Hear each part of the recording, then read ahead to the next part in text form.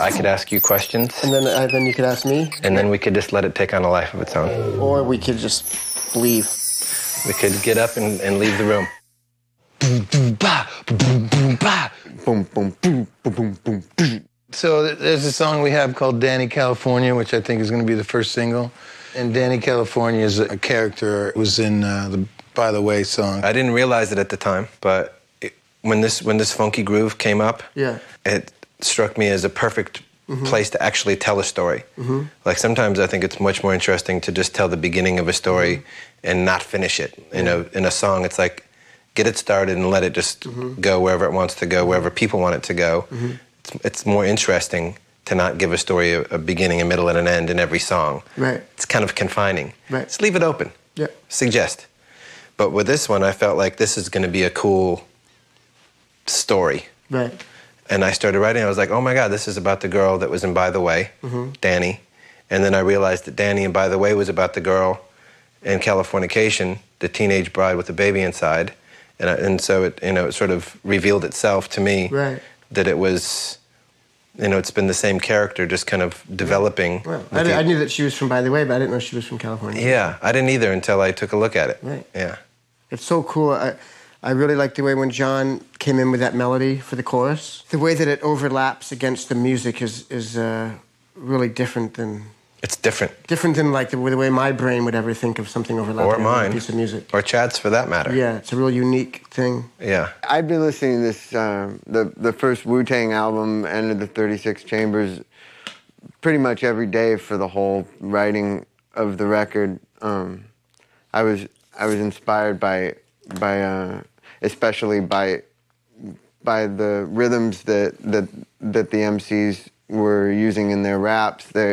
They were inspiring to me in terms of my guitar playing, and I was really inspired by the way that people like Jizza and Method Man and Raekwon and all those guys, they don't just go in a straight rhythm, straight according to how the drums are. They make up their own groove in the music, and I was really into the idea of a lot of rhythmic expression for this music. One night I was just sitting here, doing my usual thing of, I was playing along, like either bass or guitar along with that record, and then I thought to myself, why don't we have a song with that drum beat, and I'll just make up some chords right now to fit into that drum beat, and so that was where those chords came from. And even though the chords were written in order just to put some chords to that basic drum beat that's all over that first Wu-Tang album of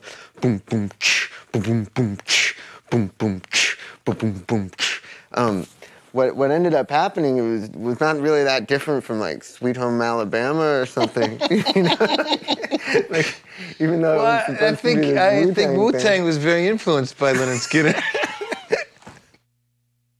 Running through the fields where all my tracks will be concealed because it's so white as snow.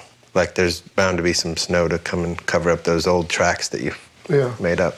Once again, it was John came up with all those guitar parts, those beautiful guitar parts. That verse guitar part is insane. That sort of thing where you're going like that got kind of Jimi Hendrix like rhythm technique or whatever, but it had been done the way he did it a lot, and so doing it the way I did it on this song was just a different approach. So it doesn't sound like Jimi Hendrix, but in essence, it's not that far from home. I taught John that lick, actually, and he took it from there, but it was, it was the seed. And then we built a song around it. We all started doing our thing. And that's the cool thing about that song to me, is that John came in with, to the naked ear, what sounded like a very rhythmically complex piece of music.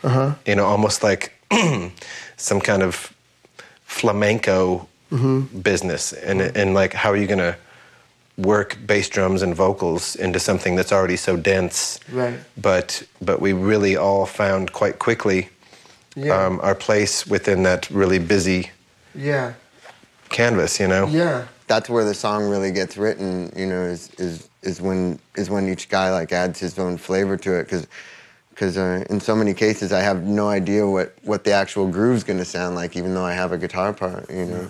It feels very cleansing. It's a cleansing number. What's it about? It's about the repeated failure to start your life anew, you know, and about, you know, how difficult it can be to get rid of old ways of thinking and old destructive ideas that we become so attached to. Like, we just don't think that we could actually go forward without, in some way, keeping hold of this old way of thinking. But that really, once you get rid of all of those old ways of thinking, you kind of start off with the blank canvas. You know, how freeing that is, and how it really does allow you to open up and be a free man. It's epic. It has the just that big, huge outro, you know. I remember when it was almost funny in rehearsal when we were first doing it outro. You were laughing out loud. Well, it was hysterical. How about Anthony when we first did it? Because you just say, oh yeah, oh now, oh yeah. I still laugh whenever Anthony starts singing that, hey, oh yeah. And we were doing it for 20 minutes. We wouldn't stop doing it. For hours. You were just like, oh yeah, oh now. I was feeling it. Yeah, you were feeling it. I was great, feeling it, and you just... looked over at me and just started howling. Like, oh my God, that guy's feeling it! He just busted out with the extremely manly, like, it was, right, that was like the first thing he did, too. Yeah, and I'm like, where the hell did that come from? Oh, yeah. In Stadium Arcadium, I mean, being the title of the album, it has such a universal big feeling, and so music is a universal, beautiful thing. We're embodying and embracing all of it. That's right. And that's what we aspire to do, and that's a great title for our album. Quite specifically, the imagery involved is that of a group of people out in the middle of nowhere listening to music together in the middle of the night, creating a light which is reflecting the sort of heavens above. Because that song is really about connecting to people by way of music for the sake of honoring the universe and feeling connected to the universe. Cool, because that's how it makes me feel. That's what it's about. This is one of the few songs, ladies and gentlemen, that actually, I think, may have started out with my illustrious drum beat. I walked into rehearsal out there in the San Fernando Valley, and John and Chad had arrived first. I come in, I just happened to be the first one there that day. I sit down at the drums. Out of the blue, I just start playing this beat. John comes in. Hi, John. Picks up his guitar. Boom, boom, boom, ding, boom, boom, bing. The sound was so big, and sometimes Chad and John have this weird brotherly connection that's very strong. You know, they can get inside of each other. And I heard that happening, and I was like, wow. Those chords and that guitar part in the verse, they couldn't have been more obvious to do over what he did from my standpoint. It seemed like I was just highlighting something that Chad had already created, you know. You know, it had that sort of reverberating massiveness of the guitar, and I just knew it was a song. I was like, what you guys are playing at this moment is a song. And no, there was no question that it wasn't going to be like, okay, let's go to work now. That they had already gone to work. I look at him after a little while, I go, that sounds like a song. He's like, yeah. I go, what is that? He goes, I don't know. And that's how it happens. And then take it from there. Next thing you know, Flea comes in, starts playing, and it's a beautiful process. It's just one of those things with making music with people where you really start to sometimes get the feeling that the music was already there before you walked into the room, you know? I think in that case it really was. Because you know what, when I came in, like usually I come in, I'll play and I'll like, whatever, just like kind of just go around the drums. And I remember that day I just came in, and I don't know why I hadn't been like, hey, I got a great drum beat. I just came in with, and just that's the only thing I played, and I was probably there for like 3 minutes before John came in. So literally it was like that music was waiting for us just to come in and channel it. Yeah. I mean, it was, and that's the only thing that he played when he came out. He didn't go, wah, wah, he went boom, boom, boom, boom. It was like, I just walked and picked up the guitar and started someone playing gave that us a song. Someone literally gave us a song. Yeah. Can we talk about Wet Sand? Wet Sand. Yeah. Yeah. This is a beautiful song. Is it? This is one of my favorite songs on the record. Top 5? Top 5. Like if I'm gonna play songs for people, if I'm gonna pick 5 and you just play play Wet them like Sand. a selection of 5, I play Wet Sand every time. Yeah. And a few things stand out to me about it. One is just John came out in with all these beautiful chord progressions, and there was a lot of it, and it was all in these different pieces. It was in pieces. And then the first day we worked with Rick, or the second day or something, right, he changed all the pieces around. He said, try this, try that, and it really worked. That's right. And I remember it was a real good way to open the pre-production process because you know, Rick's always telling us to do things, and we're like, what do you mean? No way, we're You're gonna try kidding. that. And he goes, What? please just try everything. If you don't like it, we'll put it back. But he had us do all these things we never would have thought of, and it came out so great. You know, like all of those parts that John had come up with, it really was like, it became such a dynamic song, you know. And this is one song. Did John come up with the lyrics and just you perform in Wet Sand? Those weren't his words? No, he came in with the chords at the end with the melody, a vocal melody. Oh. And when I went up to him and I was like, John, do you mind if I use your vocal melody? Because I love it and I really don't want to. Right. And he usually prefers me to go find my own. Right. And he was like, oh, okay, I guess if you want to use that melody, you can use that melody. Yeah. And then I was like, also, I heard a couple of words in there that you were mumbling, and I kind of liked them. And he's like, oh, no, it was gibberish. Yeah. I was like, I know, but I heard something that sounded cool to me. And he was like, no, really, I was just making up sounds and blah, blah, blah.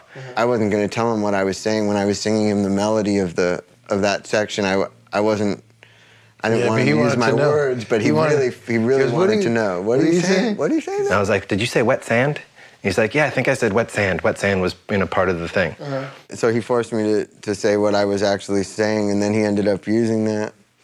And then I almost was like, well, I got a whole other page of lyrics here if you want to see. But I let it alone. I just let him do his thing with it. I just took wet sand, those 2 words, and went back, sort of worked backwards through the song. I get the feeling, and this is an interesting thing, because I'm going to say what the lyrics make me feel, and it's probably not what they're about at all, because I don't know the lyrics. Yeah, but I don't even know all the words, because it's always like I pick them up until I can see the lyrics and read them. I don't know them. Like, I just go on little pieces that I hear here and there, But the feeling that I get from it is that it's a love song, but it's a special love song because it's not just about loving somebody and how great love is. It's about the darkness of love, too, and the lightness, and it's all together, and you love it all, and that's the biggest love that there is, because you're really loving the things that you don't like, too. Oh, yeah. And that's the feeling that I get from it. That's why, and that's so big to me. That's like the most universal thing. Yeah, that's the theme of the whole record to me. To me, too. What's Charlie about? Lyrically? Yeah. The idea that came to me for Charlie was your imagination. Charlie is your imagination. It's like your imaginary thought process, your imaginary friend, your imaginary kind of, your sort of traveling muse / sprite / that little twinkle that gets you thinking and getting crazy ideas and good ideas and bad ideas. But as I was writing it, it seemed like it began to mean more than just one thing, which I actually preferred. I didn't want it just to mean your imagination. I wanted it to mean as many things as possible. Like, it could be your girl, it could be your drug, it could be whatever. Just kind of an all-purpose thing. But to me, it started off meaning your imagination. Yeah. Charlie's pretty funky, man. It's one of our funkier numbers. Yeah. I must say. Yeah, it's a funky one. I was happy because I'd made a guitar part that was in a different time signature than what the than what the bass and drums were in. Yeah. Every time I do a little something like that, it always feels like, oh, cool, like I got one in there. Yeah. When I heard that groove, it was a deeper and blacker kind of a funk feel, and it was probably my favorite instrumental track. Of any that and Hey were my favorite things to listen to with no lyrics at all. It rocked me so hard. Yeah. I would actually pull up next to people in cafes and crank it up, just with no vocals on it, just the groove. Yeah, they're good grooves. Yeah. Desecration Smile, a little number that has also been performed live way before we started even tracking this record. When it had a different chorus. When it had a completely different chorus. That was not very good. It wasn't as good. Very confusing chorus. It was a whole nother can of worms. Yeah. I don't know, it was Rick or somebody, I don't know who's thought that, yeah, I like that part, but I don't know about the chorus kind of thing. Somehow that came... Rick, I guess, didn't like it, because Rick had been there at the Bridge School benefit, and he said that song is incredible. When you guys go into the verse of that, it's amazing. He said Paul McCartney was watching from the side, and he saw Paul, like, nodding his head to it or saying something like, that was a great change there or something, and Rick was so excited, but he said the chorus of that song really wasn't taking off. And it wasn't as good as the verse. It wasn't as good as the verse. Yeah. And we wanted one that was, if anything, better than the verse, or at least uplifting from the verse. That was a song that we knew had something to offer big time. Yeah. But we had not found the puzzle. Yeah. We had not solved the puzzle until John brought in the new chorus. You came in with that, and it was good. It still had I remember there was a certain quality in the other chorus, that it went from major to minor when it went from the chorus back into the verse, and so I think I made even more of that, because I made a chorus that had a really major key feel, and then back into the dark verse and stuff. I don't know the lyrics. I know bits of the lyrics, but it really feels like the dark side of love, like it is. Just the dark side of love that you gotta love, because it's life. This is about a specific situation. Well, you know, all of the love songs from my point of view, and this were pretty much written about Heather. Right. I mean, they're either written about Heather or they're written about previous relationships gone awry, and just kind of, you know, not analyzing why these things have gone bad, but just kind of more listening to music and channeling, you know, thoughts and images and ideas of what happened. So it's not really like psychoanalysis, but just kind of channel some shit. Yeah. See what happens. Yeah. No, that song works out. Yeah. That song is coming from a real-ass place. Yeah. And it just worked out. To me, it haunts the hell out of me. Right. It's got a spell. You know, and I think it's a chordal thing. Yeah. There's some notes in those chords that just kind of go, whoosh. Yeah. And then I feel like, what? What's happening? I think it's everything, you know. I think like the chords are so beautiful. I feel like I love the way that the bass and the guitar hook up in that song. It has a real, like it sounds a little woodsy to me, woody, like a natural tree. When you pull out of the intro? When it pulls out of the intro and you just start driving? Yeah, it's a real nice feel. I am jumping in that vehicle with you guys at that point. Yeah, it's good. Hey. Top 5. My top 5 for sure. It's one of my. I love the groove of Hey. I love the feeling of Hey. I love everything about Hey. It's such a good magical feeling on that song. Like I feel like we just tapped into a real deep groove together on that. Yeah, Rick he loved him. Everybody goes, I hope that's you. Rick was really excited. It was another one of these ones where it really had a different feeling to it than any of the other songs had. Rick was like, I like that. It's light and jazzy. So that was, we called it light and jazzy. That was the working title, light and jazzy. Yeah, and he would show up to rehearsal, and we'd get there and jam and stuff, and then he would show up. And I remember him coming in going, I was walking in, because there's 2 rehearsal places. There's one big room where we're in, and there's another room which is next door, and he was walking out in, and you could hear the music faintly, and he was digging it and going, I hope that's coming out of the Chili Pepper room. He really didn't know if it was us or not. He said usually he knows what's us and what's another band. He was like, I hope that's them. And I really like that. It's light and jazzy. It's one of those songs that takes you away, and it takes you to an emotional place that is just powerful and beautiful and real and not sugar-coated. Yeah. You know, it's not like, you know, it's not one of those things that gives you any kind of false hope. It just kind of feels real and beautiful and powerful. Yeah. When I came up with the bass lines for Hey, I was so excited. I was like, oh my God, I just came up with the best bass line I've ever come up with in my entire life. I can't wait to get to rehearsal and play it for those guys. And I was so excited driving. I was like, oh God, I gotta play this thing with these guys. I was so excited. Like I came in like trying to become, I get this thing, I like it. Yeah, just a little thing. A little thing. But I was really excited. Hey guys, you want to hear this thing? It's not much, but it's like, you guys might like it. I was so excited about it, and I'm just so happy that you guys loved it, because I was really, I always have this fear, God, they might not like it, you know. Right. And I was so happy that you guys liked it, and that And I was playing it, just me and Chad were playing it, and John was like kind of getting his guitar out and not really, he was kind of like nodding his head a little bit, but he wasn't really like going, wow, or anything. He wasn't saying anything. And then he just picked up his guitar, strapped on, and just started, I think at the White Falcon. Hit some chords. Put it in the White Falcon and just started wailing the perfect part for it. One of my favorite things in that song is the interaction between the drums and the lead guitar, because it had so much space in it. That bass part has so much space. So when you know, Chad came in with the groove that he came in with, it wasn't what Flea was expecting. I have discovered that, much to my amazement, it is not a song for everyone. I think you have to be somewhat of a seasoned veterano of experience to get on the train of Hey. You tell me youngsters don't like Hey? I'm not saying, I'm saying that I've heard a couple of youngsters that didn't dislike Hey, but they didn't really get it. Wow. Yeah, I think you have to have been around the block a certain amount of times. Wow. I could be wrong.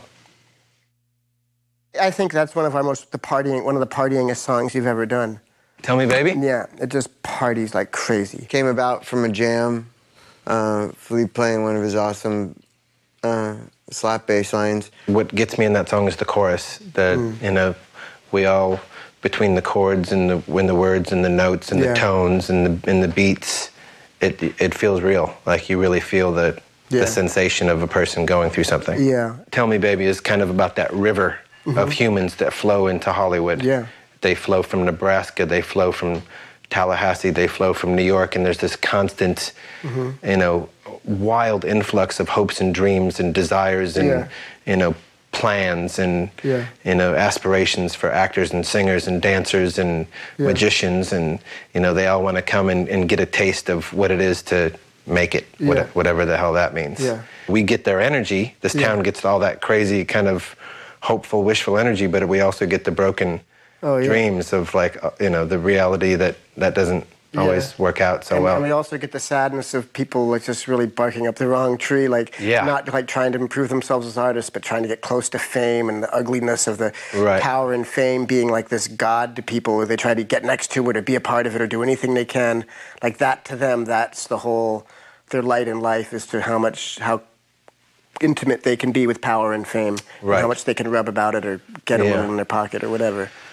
So that can be a lonely place to find yourself. Yeah. And that song's a little bit about the loneliness of a girl who just, you know, came searching for something that she really didn't ever need or want in the first place.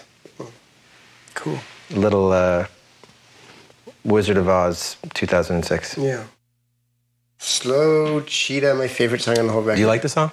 Huh? Do you like this one? You know about my perfect 10, right? It's a perfect 10, yeah. One of the things that I really like about it is that it's slow enough that you can really hear the words. And I think that's one of the things that I really like about it, because you really feel the story of the song. It's a little bit more literal lyrically. Is it a little bit more literal? I mean, maybe just because you can hear them real clearly. I think it's because you can hear them. I mean, it's a pretty big metaphor in the chorus. Yeah, but it's such a beautiful metaphor. Like when it hit me, what it was, it's so beautiful to me, because there's nothing I love more than slowing down. Like everything's so fast, and my mind goes so fast. When I slow down, I get so happy.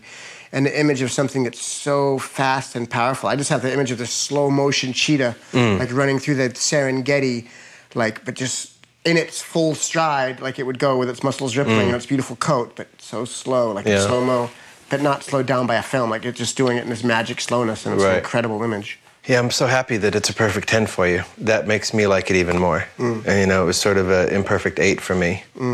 And you're feeling so connected to it, you know, makes me see more beauty in it, I guess.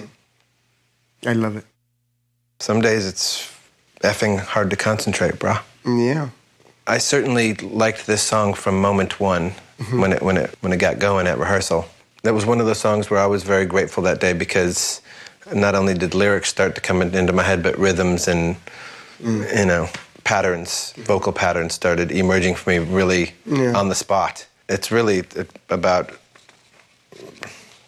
slowing down again and just, you know, finding what really matters at the end of the day. Came up with the groove at Big Sur. Did you? It made a lot of sense to me immediately. You know, it sounded like a very sensible idea to play those notes one after the other? You know, when I was actually really trying to imitate John's guitar playing with that bass line. When I started doing that. Interesting. Yeah. He had said that he had written that to write something in the style of John. I'm sure he was saying the same thing. He was thinking about you when he wrote it? You know, because ever since, like, Blood Sugar Time, I'm always, like... I guess it was inspired by Eric Avery from Jane's Addiction originally, where you just have two notes that are far away from each other, like...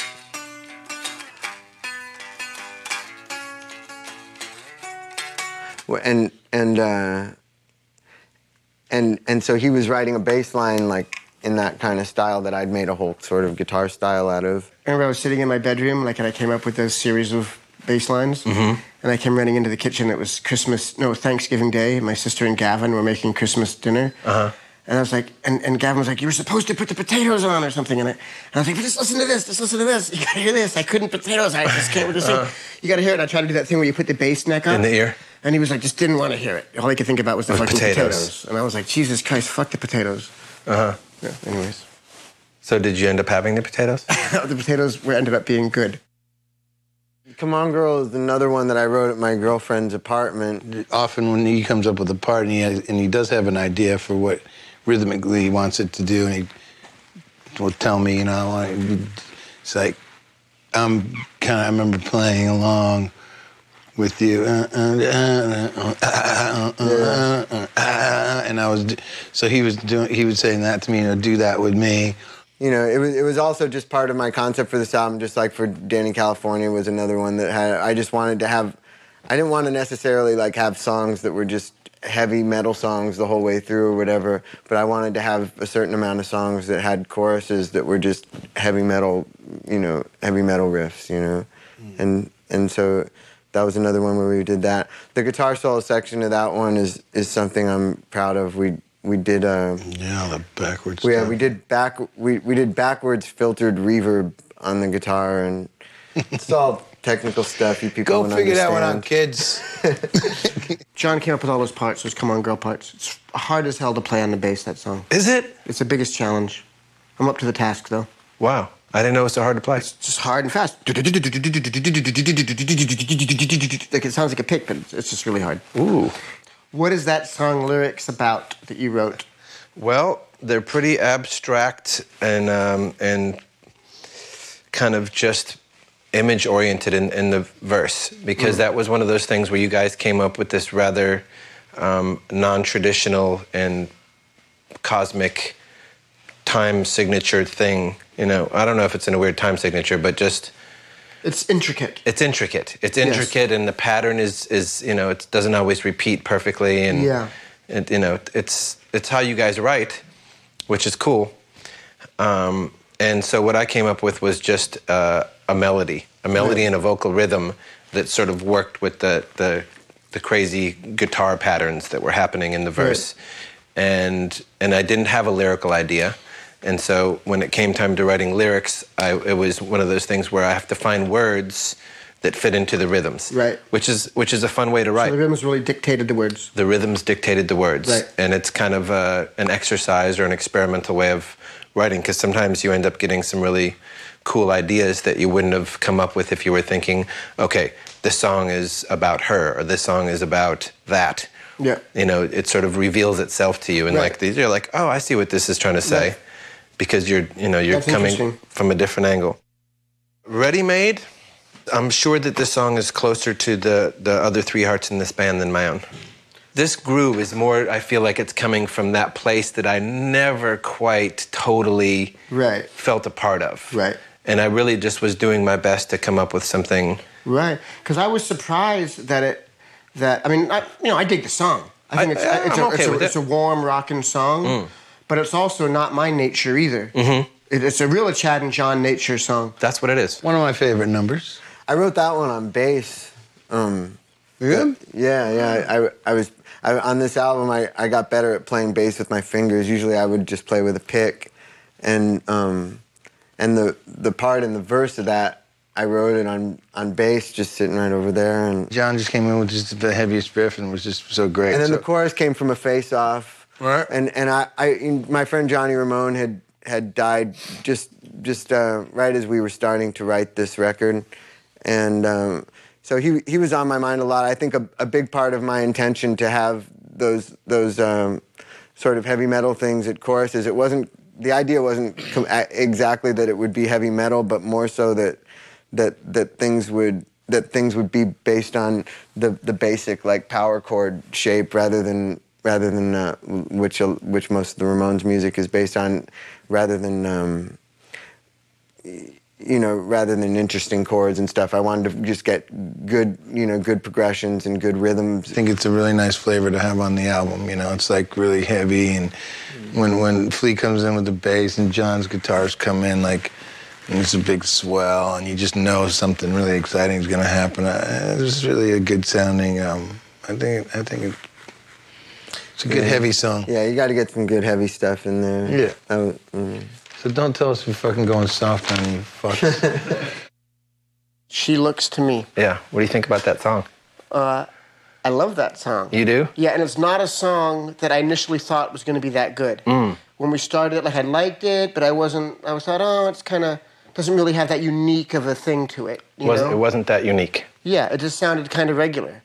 And really, took on a color of its own, you know? When the vocals were done and everything, I realized it was great. Yeah, it has a spirit. Yeah. It has a unique spirit in and amongst the other songs. Yeah. There's an emotion that it speaks to which is different than all the other ones. Yeah. The whole, I don't know. I always, like, with the lyrics, I just pick up little pieces here and there. What did you pick up? What? What did you pick up? Well, the Poe part, lost in a valley without my horses. No one can tell me what my remorse is. Yeah. It's a great lyric. Oh, I love good. that lyric. Thank It's you. very powerful. Yeah. Because, when you got your remorse, other people really can't tell you about it. Yeah. That's your own damn remorse. Yeah, geez. Oof. It's like someone telling you to smile when you don't feel like smiling. Exactly. Yeah. Remember when the bridge was the chorus and the chorus didn't exist? What? Yeah. Remember when yes. The bridge used to be the chorus, and then the bridge became the bridge. Right. Then the chorus became the bridge, and we wrote a new chorus. Was it a face-off? The bridge was a face-off. With the first chorus was a face-off. And did you come up with the bridge? Yes. But then the bridge, we decided it wasn't really a chorus, and we made it the bridge. And then Johnny came up with the chorus. Right. Yeah. And later, the modulating chorus. Yes. The outro is another thing that has to do with the movement that can be created with a modular synthesizer. I wanted to have a lot of, like I said, just a lot of movement on this recording.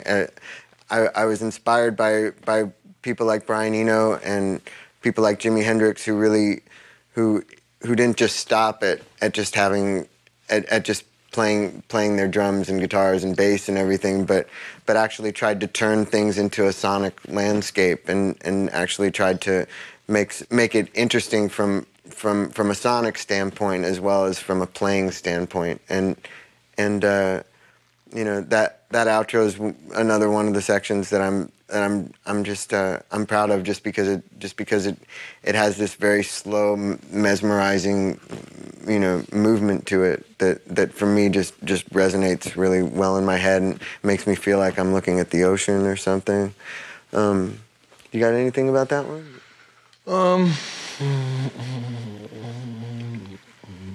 'Nope.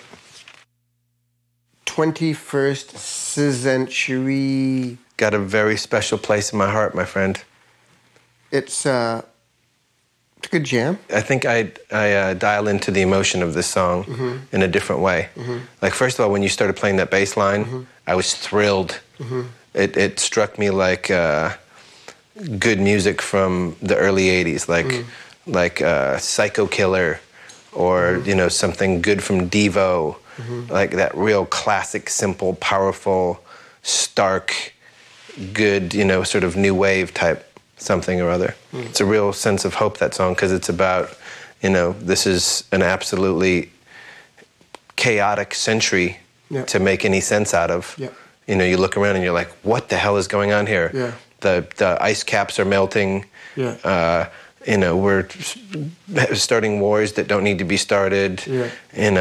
The birds have flus. There's just like all this madness. Like, what the hell has happened here? Yeah. And then you realize, there got to be a reason for this. Yeah. It's all to get us to the next place. Yeah. Even though I don't know exactly what the words are, that's exactly what they make me think about when I hear them. Yeah. Because we're living in a crazy time. There's got to be some reason for this. Oh, yeah. And let's go forward with a positive attitude. Yeah. Make you feel better. Make you feel better. Mm-hmm. Now, this is a song that I initially did not connect with at all, and now I love. Oh, you do? Yeah. And I didn't love it until the other night when I heard the mix. Whew. By the way, not to toot my own horn, because I'm not that flexible, but I knew that this song would not make sense to anyone until it was mixed. Right. I just could tell. I knew the parts. I knew how it was supposed to sound. Right. And the mix was so unflattering. Right. You know, it needed a makeover. Right. Just, you know, lyrically, the feeling behind this is that, you know, we're in this life, we're given some gifts that just can't be taken away. Yeah. Sometimes you have temporary gifts, they get taken away. Yeah. You know, you meet somebody, they're a good person in your life. It's like, wow, what a gift. Yeah. 5 years later, you don't even know them. Right. But then there are gifts that you get that are yours for life. Right. Who you are, the fact that you play music, that you'll always play music, your daughter. Yeah. You know, there are things that just, that's yours for life. Yeah. And as part of the gift of being a musician, you have the gift of making people feel better. All day long, every day, somewhere in this world, you're making people feel better. It's our duty. Yeah, so we get to connect. Yeah. And then do our thing, and it's a win-win. Yeah. It's incredible. Yeah. We're very lucky. That's remarkable. She's only 18, or sounds funkadelic-ish to me. Yeah, we had this big chalkboard where we wrote down the names of the songs as we were names of little grooves or names of songs that we wanted to remember, and we were trying to think what would be the name for that one. And Chad and Anthony and I think we're looking at each other, and I was like, well, I think it sounds pretty funkadelic-ish to me. That's good. And what I meant by that was that we would call it Funkadelic or something. And Anthony said Funkadelic-ish to me.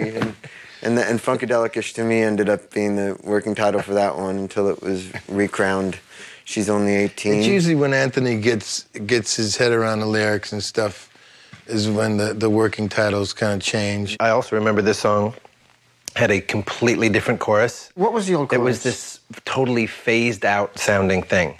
It was all phasey. Right. It was it was some wild chord progression John came up with. Hazy, phasey. Yeah. I can't remember. I can hardly remember it. I can't remember what it was. It was not as good as what it is now. Was it?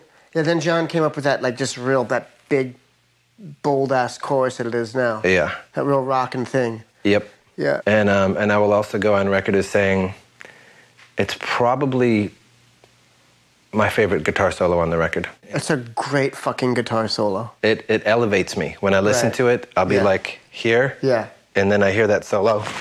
Yeah. And I'm up here. Yeah, it's a real natural sounding solo. It lifts. Yeah. Yeah, it's a great solo. That's a funky ass groove. Ooh, it's funky. Yeah. That's just some cold funky shit right there. And with the kind of open, beautiful, sentimental chorus. Yeah. We got the great Billy Preston to play clavinet on it, which is a very funky instrument, and a very funky man to play it. Crazy exciting. What a classic hero he is. Yeah. And from what I understand, he's really in ill health. He's ill. And literally got out of bed, played it, and got back in bed. That's right. Yeah. Pretty amazing. Sometimes when you're a funky keyboard player, you got to get out of your hospital bed, go rock the keys, and then go back to bed. Yeah. Born to funk. Yeah. The guy's born to funk. Yep. God bless him. It's a particular brand of funk, that one. Flea and I were kind of reminded of some of the stuff on America Eats Its Young, which is a funkadelic album that's kind of, it's got a lot of funk that's kind of this loose kind of funk, and that's how I think of that particular brand of funk, is this kind of loose funk. I remember there was some concern along the way. You wanted it to be as hard. You wanted it to be this hard, grinding, stomping, thick, powerful funk. But it did. It did. But there was a moment when you were, I was concerned. You thought we lost the way. Yeah, I didn't think that we had it. But once again, we ended up using the rehearsal take. Uh-huh. Or not the rehearsal take, but I'm not sure, but it was a very early take that we weren't using, and we were going for it, and it was getting too smooth for me. You know? Yeah. And I thought that it needed that jagged funk, yeah. Right. Yeah, which it has, and it feels so good when it goes in and out of the chorus because it has that dynamic. I think, you know. It's dynamic. Yeah. I always think about, like with the lyrics, not that once again, I have no idea what's going on. Thank goodness. But I always think about that movie Wonderland, you know, about the... Oh, yeah. Yeah. That's not so far off. Uh-huh. That's not so far off. I mean, there's a couple of songs on this record that sort of share slightly common ground lyrically. And this one is a little bit, it's about our town and the kind of madness that goes on in this town with show business and the kind of expectations and the seedy underbelly and also the creative side and the magical side and then the commercial side and also like this big weird animal called show business, which is sometimes wonderful and exciting and thrilling and vibrant and just wow. And other times it's just so low and lifeless and ugh. Yeah. And so it kind of speaks to that, like what this town is made of, and then you know that in the chorus it's kind of like, you know, this character is so beautiful and perfect to begin with, but she sort of feels like the need to be validated by that world. Yeah. And really, you know, she's already been validated by the big amigo in the sky. Yeah. So much I started on this couch right here. Did it? Yes. We're sitting on So Much I. We're sitting right on this couch. I should just write So Much I on it. This should be forevermore known as the So Much I couch. This is the couch of So Much I birth. So Much I really, like, for me was reminding me from the second we did it of my friend Guy Picciotto from Fugazi.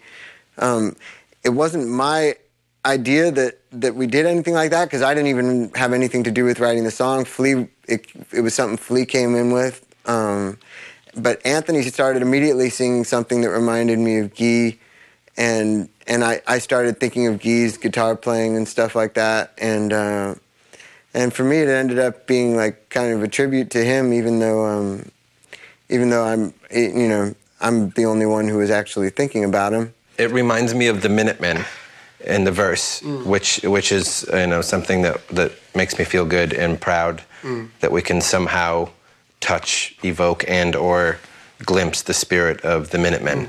You know, I never thought of it. That's really good. That kind of driving, you know, we're a group of guys driving this damn song around. Yeah. It's one of our most rockin' songs. Yeah, it moves. It's rockin'. It moves. It's jamming. Yep, we need that. Yeah. As in part of the repertoire, we need that sort of, that motion, that locomotion. It reminds me, the vocal in the chorus reminds me of a blonde redhead. That's what it makes me think of. What are you calling the chorus? So much, It sounds like the guy, the Italian guy going, so much, I hear that. I hear that. I also hear some Fugazi. A little Guy, maybe. Yeah. Well, the guitar part in the verse that John plays is very kind of D-Boone-esque. Because you're thinking of the one he goes... Yeah. I guess the bass line's kind of Mike Waddy, too. It's a burning number. Hump Day Whip? Hump Day Bump. You can't call a song Hump Day Bump. Well, this song, which was actually being mixed as we speak... Is it French? What is that, Hump Day Bump? No, it's actually it's a Cameroonese. Yeah.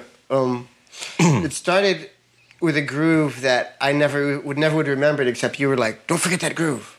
That started off as 40 Detectives. Because I remember it was a long time ago. We were rehearsing, like way before we started. SIR Studios. What were we rehearsing for? We were rehearsing for something. It was like way before we started writing the record. We weren't writing the record. Yeah, we were like getting ready to do a gig or a tour or something. You were jamming, you came up with those chords, it sounded funky and fresh. It reminded me of... Just yelling by myself. Yeah, on stage. Yeah, right. And then it reminded me of American Ghost Dance, but a new take on that. Yeah, same rhythm as Ghost Dance. Yeah, same rhythm, but different chords and different spirit. And I just thought, you know, wow, those rhythms are worth using one more time. Yeah. And then you couldn't remember.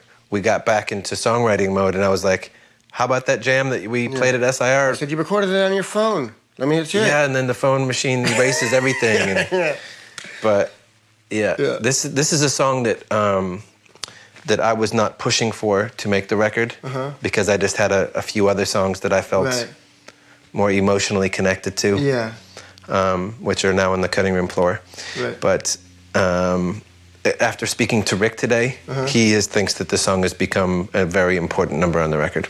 Yeah, well, I also feel that way, and I've always felt that way. And I always felt like I was the only one that felt that way. You were. And it caused me great fear. Fear and anxiety. Fear and anxiety, like, how could they not love that one? This is one of the best songs. Because I think that it really parties. It's just so funky. You know, the vocals are funky, the jams are funky. I'm really excited about the horns on it, you know. I hope that they really sound like they get mixed like the James Brown horn section when it gets mixed, you know.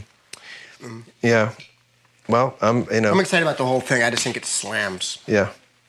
I'm not mad at it. God, you still don't love it. I haven't heard it mixed. Jesus Christ. Because to me, it's like it's one of the greatest. I just love it. Yeah, Not just because I got to play horns on it, but I just fucking love it. Animal Bar, do you even know what that means? Well, isn't it about animals that need some water? If we are animals, then yes. But it's more about the life cycle. And there is actually a bar called the Animal Bar, and it's in northern Australia. And it's a tiny one-road dirt town where they don't get rain for 10 months. And at the end of that 10-month period, they're basically, everybody in the town is on the verge of death because there's been no fucking rain. And then like the first drops of rain start to fall, and it really does, you know, kind of rebirth you. And it sort of gives you the cleansing, and it just comes and washes every single thing away. It's a great symbol, you know. I mean, not just the water, but the birth and rebirth and the expansion and contraction of the world. Yeah, it's an expansion contraction thing. What was that inspired by? What would you say, like? Well, Can? Yeah, I guess Flea was originally calling it Noi, right? And that was what he was inspired by to come up with his bass line was the German group Noi. Well, I have to say that the bridge, just selfishly as a bass player, even though I liked Hey so much, is my favorite bass line I ever played. I'm really proud of that bass line. It's very subtle. You don't even really notice it, but I notice it. But it has a nice effect. It gets to me. All the Noi songs, they all have this rhythm, boom, boom, pop, boom, boom, boom, pop, boom, boom, boom, pop, boom, boom, boom, pop. So is that basically what you play on it? I mean, I know I'm not doing as much, but yeah, but something along those lines, and that was what Flea was hoping for when he came up with his bass line to it. But I just saw it as a canvas, just to do something different. It's an interesting groove. Yeah. That's something when we started playing it, we played it for like 3 hours. Yeah, just couldn't the stop. first groove over and over again. Is it can-esque? Yeah, kind of can-ish, kind of noi-ish, that kind of hypnotic, pulsing, moving thing, like a simple thing that keeps moving, but really, you know, when played with the right like-minded comrades, really creates a hypnotic spell that's just a great feeling. Yeah, I certainly love it. We believe? Wiziv believe? Did we used to call that Failafunk? Is that what we called it? Yes, we did. Yeah. I remember the jam. You do? It came from a jam, and it was one of the very first jams. Let There Be Jam? And I might have been playing the bass line for it at home, actually. But I didn't, present it. But I think it was, one of those things where it was, I had learned something about some little simple rule about theory from one of my theory books. And it was that rule that I was just playing a very simple version of it in the bass line. Some little thing. But it always sounded like Failafunk to me. Yeah, it was very African feeling. It felt like an African feel. Yeah. Yeah, it's very African feeling. And what are you singing about? Well, I'm singing more about a feeling than an idea. It's kind of a dream. The whole lyric is kind of a dream, but it's kind of a dream that takes place 3,000 years ago. Right. You know, so it's not time specific. It's kind of about time travel. And just going back to a different time and place, but being in a dream, not being in reality 3,000 years ago, but being in a dream 3,000 years ago. And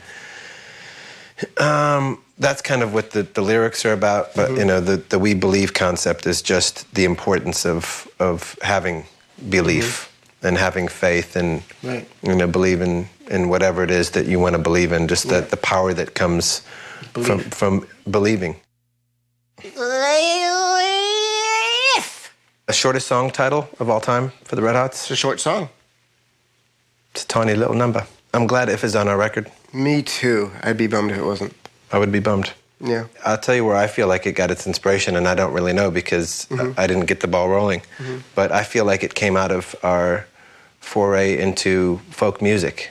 Flea had brought that in, and it was kind of, even though it was kind of folky, it's ended up being one of my favorite things on the record, and it really serves a wonderful place on the record because there is nothing else that's anything like it. You know, when I wrote those parts, I was just sitting right on this couch. All that Fairport convention that was going around there for a while. Yeah. Energetically, it just seems to be coming from that kind of a place. It could be. I mean, it's from everything. I was also like listening to like a lot of Neil. You know, which is acousticy, but it doesn't really sound like that either. Does not sound like Neil. Yeah, but that's really what I was listening to about Neil Diamond. A lot of at the time. For me, just purely listening to just the bass and the vocal, it was reminding me of like some of the like the mellower Zeppelin things or whatever. That was my reference point for it. I'm certainly not comparing it to Led Zeppelin. I'm just saying like that's what it felt like to me, was that kind of like mellow, folky feeling that's still somehow like based in a kind of strength that not all folk music has. I just remember sitting down there and writing it and thinking I was onto something good. Yeah. You know? Well, you have a knack of coming up with kind of esoteric, bass movements that grow into something, but you're not afraid to sit down and write some avant-garde shit on the bass and allow that to become a song in the kind of jazz tradition, Yeah. Well, I mean, if it was up to me, we'd probably never have a hit song. You know what I mean? Because I don't usually come up with the songs that are real popular hit songs. I mean, in terms of, the music that are initiated by the bass. I mean, that's more you and John, And if it was up to me, we'd have a bunch of B-sides and art songs, Right, you give us our unsuccessful side. Yeah, I'm responsible for the part that no one cares about. No, my God. Yeah. No, we'd be nothing without the part that no one cares about. Do you see the canyons of Fifth Avenue? I do. That's so nice. Yeah, it's at the end of the day, it's really about the simple pleasures of, loving somebody and going on a walk with them, and it doesn't get much better. Yeah. You can try to make it better, but you won't really get any better. Yeah. Turn It Again. Turn It Again is one of I think the only song on the album that the whole music is all a jam. We definitely have had a few things, where when we're jamming, we can actually make it sound something like a song. And that was the case with that song. The verse and the chorus are about as different of two parts from each other as could be, but they were made up in the same jam, and Anthony was part of that jam, and he was doing some really inspiring screaming and yelling and stuff. Yeah, he was getting very excited. It definitely gives opportunity to John's recent willingness to express that side of his guitar playing. Right. For so long he's been the less is more guy. Yeah. And he's wildly efficient and artistic with his less is more approach to guitar playing. Yeah. Like you can hear 10 times more than what he's actually playing because of what he's playing. Yeah. But on this record, he decided that I'm just going to let it all hang out. I'm just going to rock like a maniac. We have a whole 24-track machine just for my overdubs, and I think on that outro, I used I pretty much, there's a lot of guitars, and they're all coming up and down in volume and moving around. That was one of the few things on the record that I actually mixed myself in terms of doing all the rides and stuff, because nobody but me would have been able to make sense of it, because it was just a lot of guitars all soloing and all being crazy, and it would have sounded like it was in disarray to anybody but me, but I organized it and stuff and made it sound like what it sounds like. And it's a great groove. It really is. But this was called the Talking Head song. Yeah. As a working title. The reason it was called Talking Heads, my guitar part is definitely inspired by Talking Heads. Like everything. Those kind of quirky little things. And the beats and the drums, too. The beats and the bass line. His tone totally reminds me of Tina Weymouth's tone. Yeah, but it's more about the verse is like Talking Heads. The chorus isn't really anything like Talking Heads. I remember at the birth of it that I picked up a bass that I never, ever play. It's this new bass that like was in the rack that someone gave. I never, ever play it. And I picked it up and just picked it up. I was like, what does this bass do? And I just picked it up, started going boom, boom, boom, boom, boom. And that's what that bass did. Boom, boom, boom, and everyone fell in. Yeah. another thing where there's differences between two people that I like that we tried to do on this record that was part of my vision for it was that one person's staying in one place and the other person's moving. So like in the verses, Flea's playing boom bum bum boom bum bum boo doo doo doo bum bum boom bum bum boo doo doo doo bum bum. No chord changes, just a groove that stays in one place, what you call like a modal groove, and then I'm playing chord changes over that, and then in the chorus it's the opposite. I'm playing a riff that stays in one place, and Flea's playing chord changes, and it wasn't a conscious thing. Like I said, the song just came from raw inspiration, but it was something I noticed from listening to it afterwards that he's staying in one place while I'm moving in the verse, and then I'm staying in one place while he's moving in the chorus, you know? And it's just those kind of little lessons of movement that to me like make music really fun to listen to, you know? Death of a Martian, first of all, it's about a dog that Flea had for a long time that was obviously a very close family friend to your family, yeah. But was a kind of a weird pillar of love and happiness and strength when we got back together during the Californication era. Yeah. Because we were over at Flea's house in the garage working on music with John, who was new back in the band, and I was coming out of some pretty dark times, and you were also kind of going through some difficult periods. And then there was this kind of 200-pound dog who was just very chill and very calm and very loving, who was just there every single day. Like sort of crashed out in front of the garage while we were rehearsing. And to me, it was very special. It was like she was sort of like our little spirit guide through that time. Right. And even though she was bigger than any one of us. And she was bigger than us. She's even bigger than Chad. About the same size as Chad. Yeah. About the same. And I just remember Martian being a very important part of that time of our lives. Yeah. And then when she became sick, I mean, she always had health problems, but when it was clear that she was dying, it was like I felt a huge sense of loss. Right. Not like painful tragedy, but it was just like, wow, this beautiful energy, this little angel, it's like time for her to be on her way. Yeah. And I felt like writing a song about her. It's a really exciting song, and once again, the music, it came from a jam in the verses, then had a different chorus that we ditched, and John came up with that awesome chorus. And then John came up with that whole outro part, which is great, and which I started just doing a wild fuzz bass solo over at the end, which I'm really happy that I got to do. Fuzz bass solo is always very exciting. Yeah, and also we used the whole track as a rehearsal. That's when we set up and rehearsed, and that's the track that we used. Oh, right. We sang on. Yeah.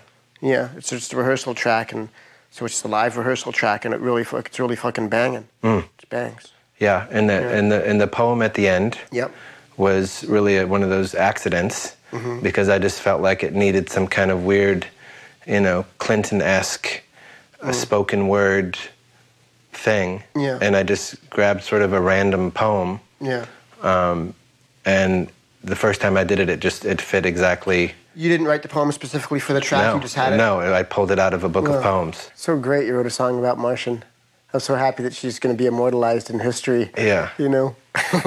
She was such a great dog. She was just such a big, and she ate. I told one time we were watching TV, and she was just sitting there watching TV with me, and then she started going like, bah, bah, bah, bah, and threw up a whole wind-up toy that had been sitting in her stomach.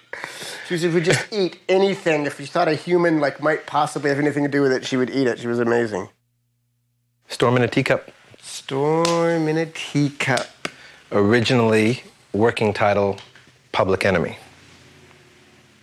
Started off with John just coming in with all the parts. It's inspired by the same Public Enemy song that I was inspired by when I wrote the song Get on Top back in the old days. And it just goes to show the same song, the same groove in the same song meant something completely different to me, 7 years later that it did when we were making Californication. Well, to me, I still think of the song, I call it myself, in my head, I call it Walking Like a Sauerkraut. Right. Yeah, because that's just my favorite lyric. Why you want to be walking like a fucking sauerkraut? What the hell's going on around you? What do you want from me? You're walking like a sauerkraut. I think it's good to have some funny lines in songs, And this song has an element of absurdity to it. Yeah, totally. You may have noticed. In the tradition of Nobody Weird Like Me. Yeah. Again, it was another, another example of where I wanted to have these heavy metal choruses that were very simple, but still had a rhythmic feeling that might not be something that's happened before exactly. There was some point when that song went from being very high on our list of numbers that we were thrilled to have to it sort of started dropping like a rock in a bucket. Do you remember that? I think John lost his enthusiasm for a minute. Yeah. Well, I remember when we were voting for the songs. Right. And at one point you asked him to name songs he didn't care about. And that was one of the ones he didn't care about. Yeah, I hated when he just sang all those songs. It's terrible. The songs he wasn't crazy about. And I don't know what happened. It was hard to hear. I mean, I felt a little bit responsible because he seemed to like it more before there were vocals.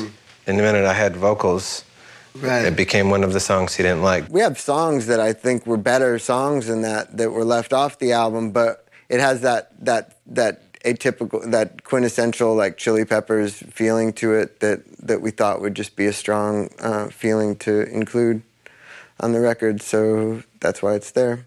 I just feel like we all really contributed the best of who we are on this record, And we managed to work together in a way where we really respected each other's opinions and stuff. So we get a good record out of the deal. We really did. All right, enough said. Enough said.